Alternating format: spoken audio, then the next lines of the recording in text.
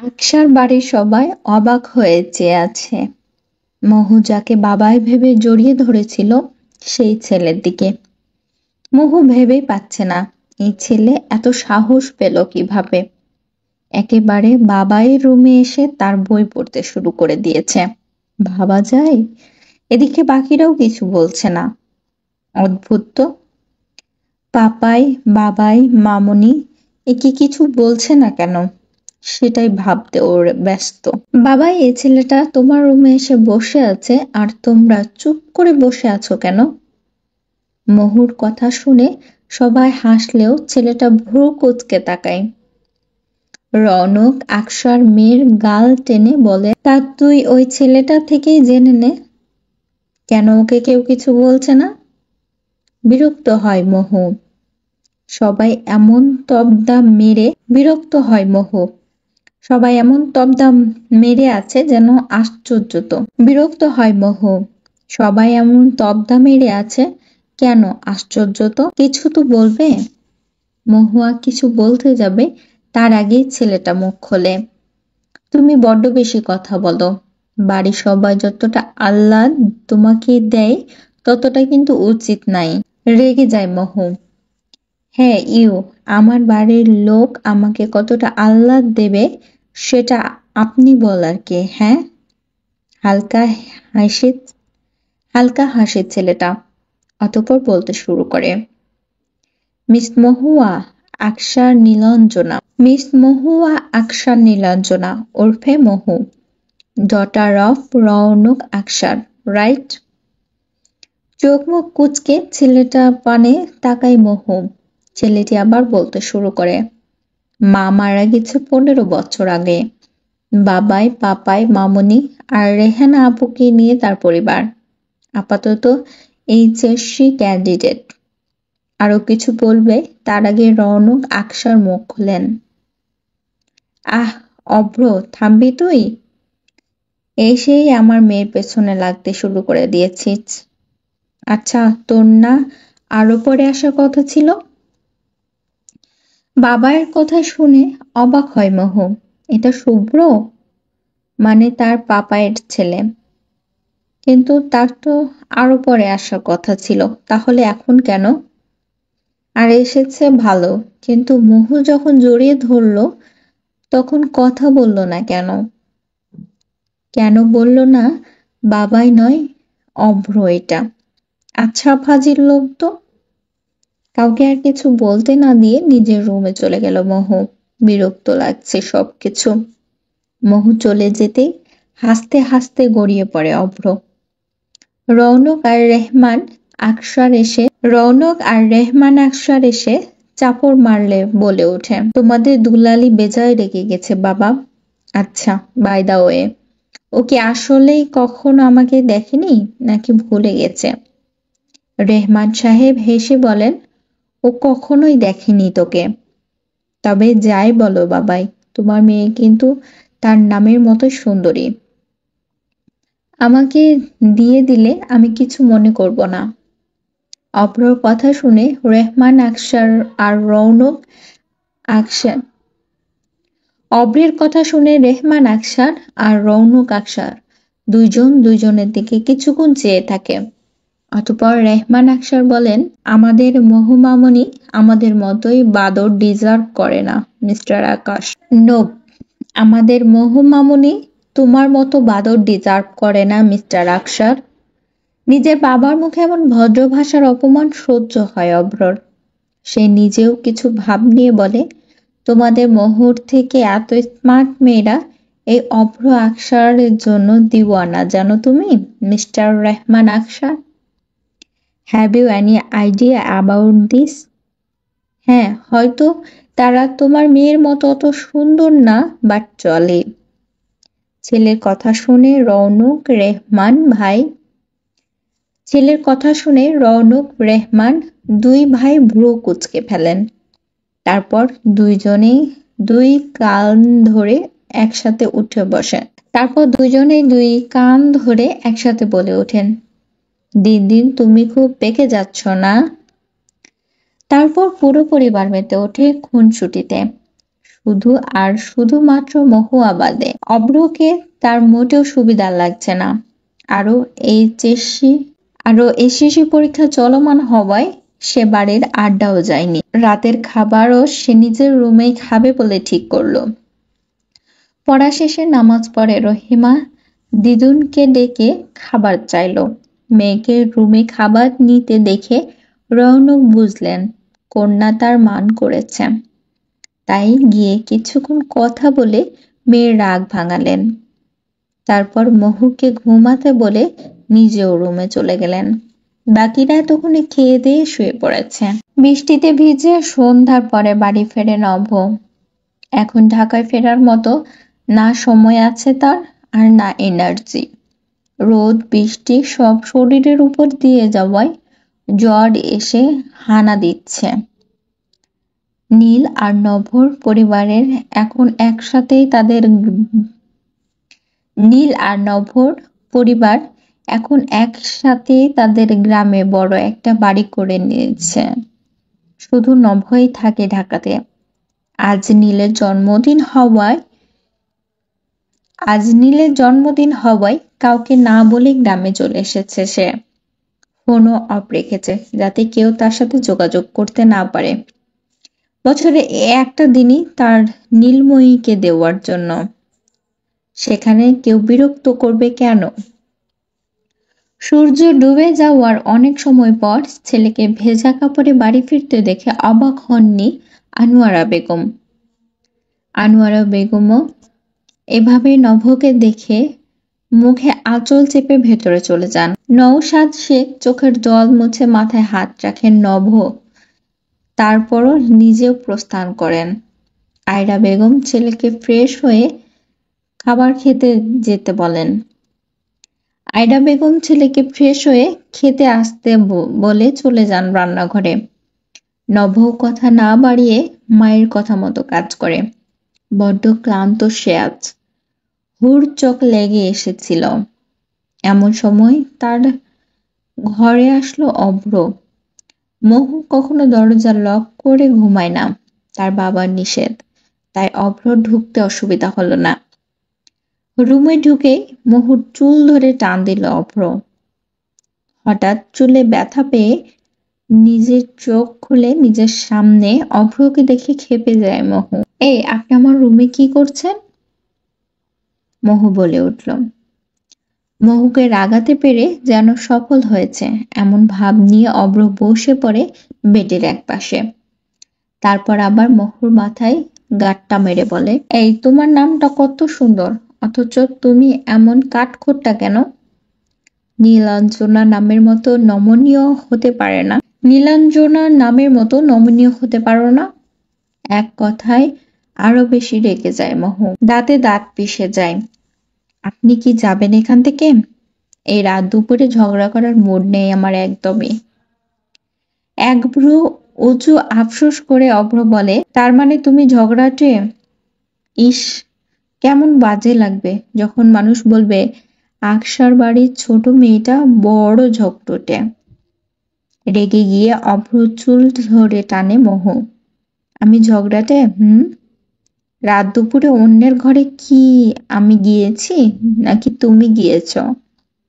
অভ্র নিজেও মহুর চুল টেনে দিয়ে বলে, না হয় এসে একটা বাচ্চা ছেলে তোমার ঘরে। অভ্র নিজেও মহুর চুল টেনে দিয়ে বলে, না হয় এসেছে একটা বাচ্চা ছেলে তোমার ঘরে, তাই বলে এভাবে নির্যাতন করবে?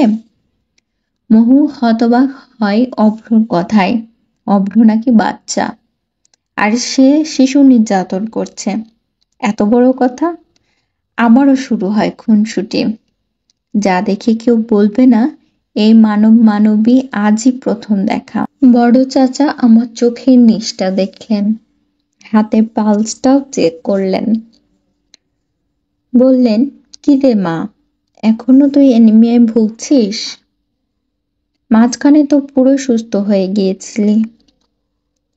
চাচি, ভাবি সবাই হা হয়ে গেল শুনে। বেচারাদের মন ভেঙে গেল শুনে। আমিও ভীষণ অপ্রস্তুত ছিলাম। আমি ভাবিনি যে বিয়ের পর মেয়েদের যেটা হবার কথা সেটা না হয়ে হলাম রক্ত স্বল্পতার রোগী। এই রোগটা আমার আগে থেকেই, বিশেষ করে মা মারা যাওয়ার পর থেকে। বাবা আমাকে জোর করে ভিটামিন ও আয়রন খাওয়াতেন। চাচা ওষুধগুলি লিখে দিলেন। বেশি করে কচু শাক, আনার, বেদানা, ডালিম, সেই একই ফলগুলো খেতে বললেন।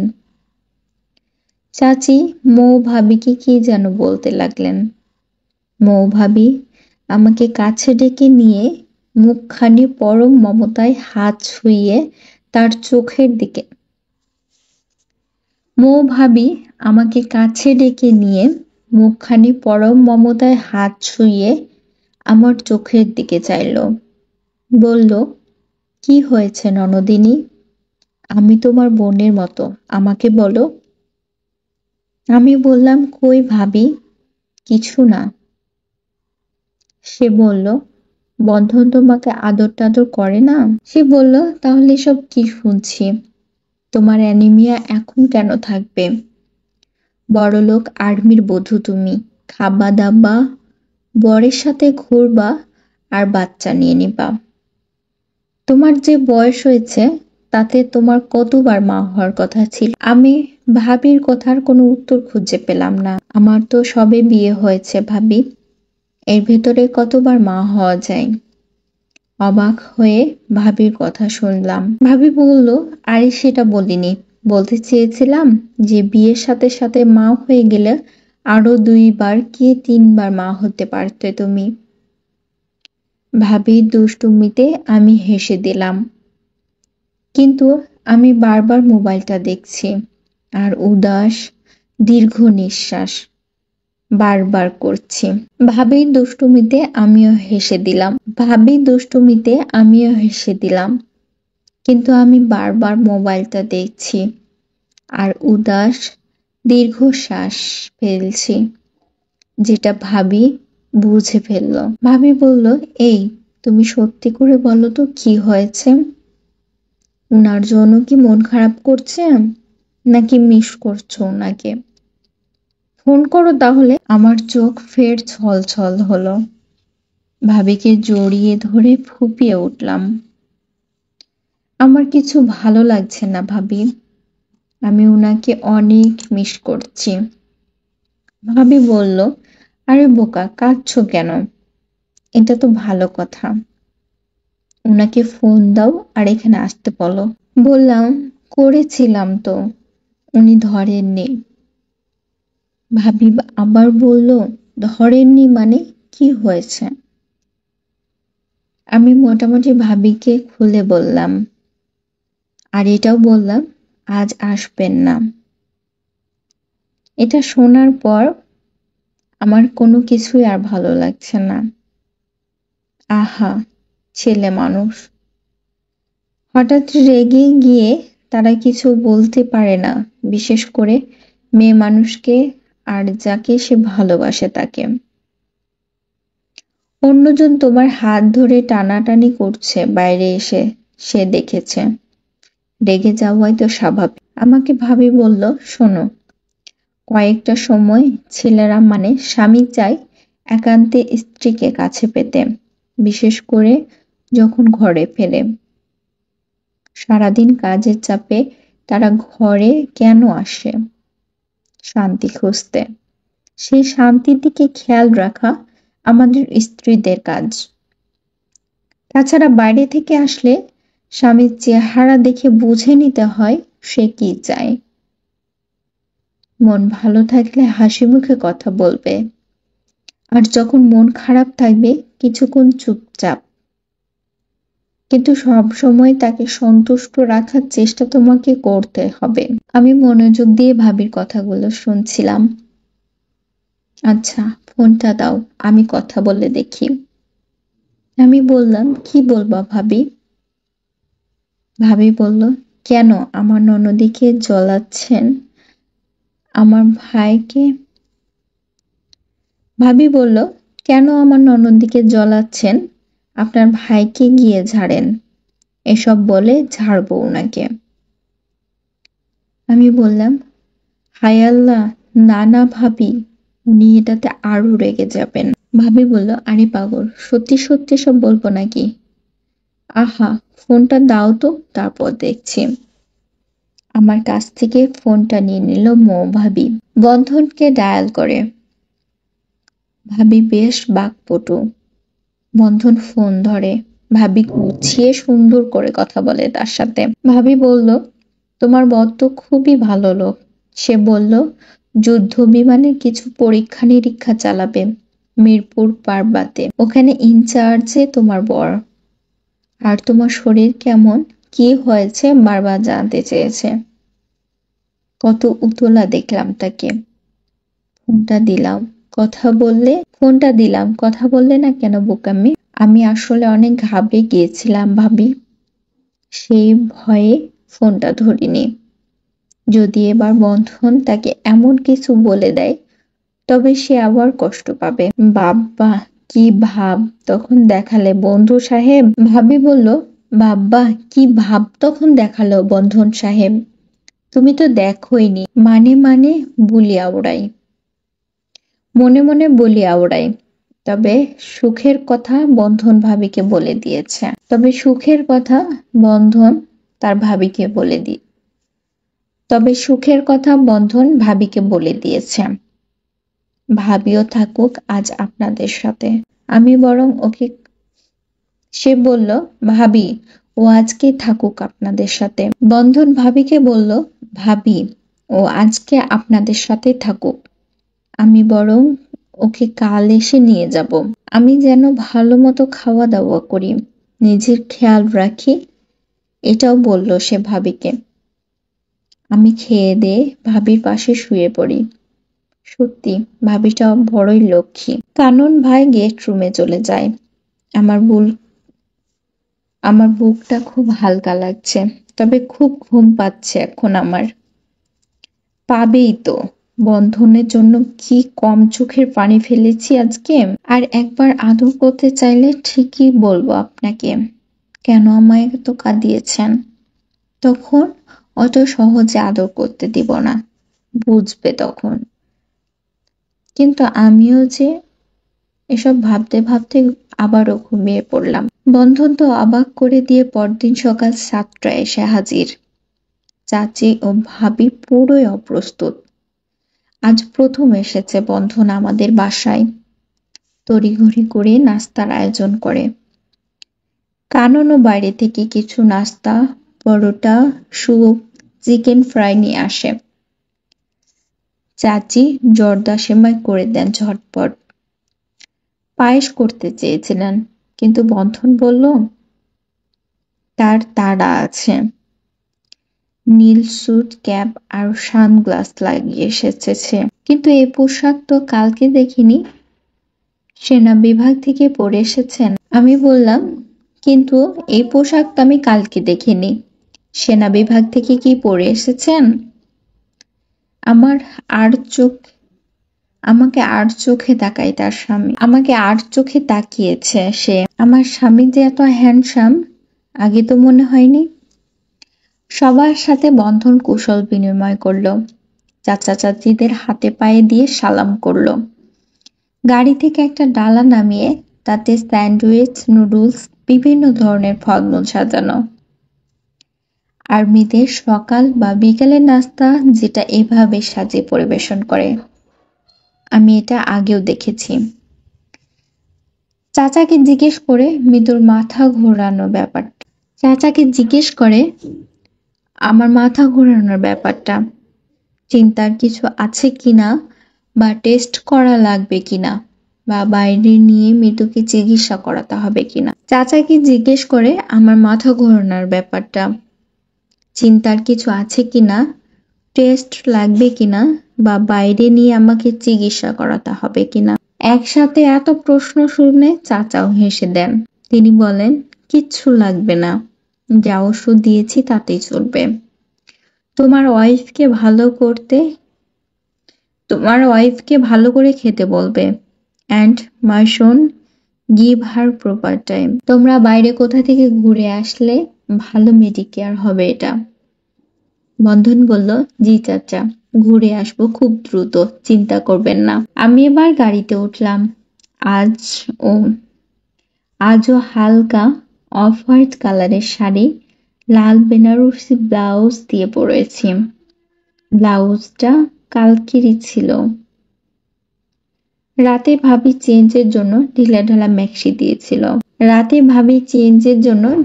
ম্যাক্সি দিয়েছিল আমাকে পরতে। আর শাড়িটা ভাবির। ভাবি আমাকে সত্যি অনেক পছন্দ করে। আমিও পছন্দ করি আমার প্রিয় ভাবিকে। আমাকে সেই রকম লাগছে। হালকা কালারটা আমাকে ভীষণ মানিয়েছে। গোসল করে আমি চুল আঁচড়াচ্ছি। গাড়িতে উঠে সানগ্লাস নামিয়ে দিতে বলে ড্রাইভারকে। পাশে বসে আছেন বন্ধন সাহেব।